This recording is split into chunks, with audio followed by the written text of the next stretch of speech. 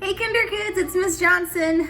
Last we read, the spaceman helped both Jack and Annie up after they fell, and Jack wrote a message to the astronaut, and the astronaut drew this for them, which we decided is a space map, and we're trying to see what happens next because that astronaut just bounced away whenever they were still trying to talk to him. So let's see what happens next. Chapter 8 is called One Star to Another.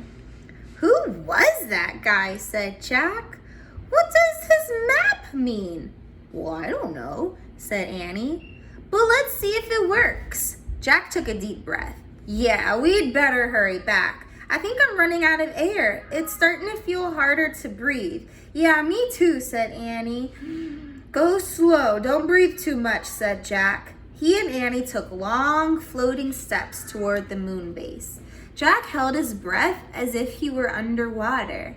By the time they got to the white dome, he was ready to burst. Annie pushed a button beside the huge door and it slid open. They hurried into the airlock.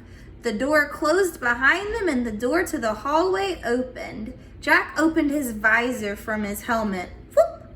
He took a long, deep breath and let it out. Let's get out of these suits, said Annie. Good idea. Jack was dying to free his arms and legs. As they moved clumsily into the spacesuit storeroom, Jack felt heavy again. He and Annie unlocked each other's helmets, gloves, and boots and pulled everything off. Then they stepped out of their bulky suits. Whew, said Jack. He took off his glasses and rubbed his eyes. It was great to be free, even if he no longer felt as light as a feather. Hurry, Peanut's waiting, said Annie. She led the way down the steps to the bright landing chamber. Yay, she said softly. Jack was relieved to see the tree house was still there. Soon they'd be heading home. He couldn't wait. Jack and Annie crawled through the treehouse window. We're back, Peanut, said Annie. Squeak! Peanut ran to the letter M. We missed you, said Annie. She patted the mouse's head. We met a moon man. Sorry, Peanut, but you have to move, said Jack. We have to put the map on the M. Annie gently lifted the mouse off the M. Jack tore the star map out of his notebook. He placed it on the M next to the mammoth bone, the mango, and the moonstone. He sighed, then sat back on his heels. Hand me the Pennsylvania book, he said. They needed the Pennsylvania book to get back home. There was silence. Jack turned and looked at Annie. It's not working, Jack, she said. The book's not here. What? Was the map the wrong thing? They looked around the treehouse. It's definitely not here, said Annie. Uh-oh. Oh no! Jack's heart sank. He picked up the star map and stared at it. Squeak, squeak! Peanut jumped out of Annie's arms and scurried back to the letter M. I've got an idea, said Jack.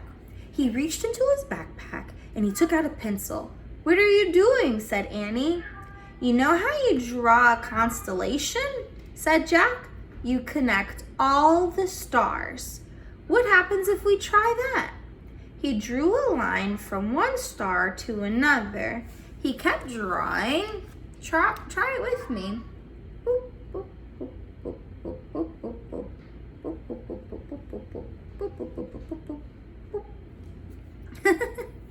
He drew a line from one star to another, and he kept drawing until all the stars were connected.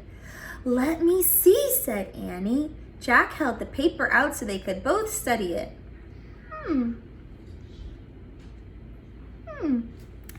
What do you think this looks like?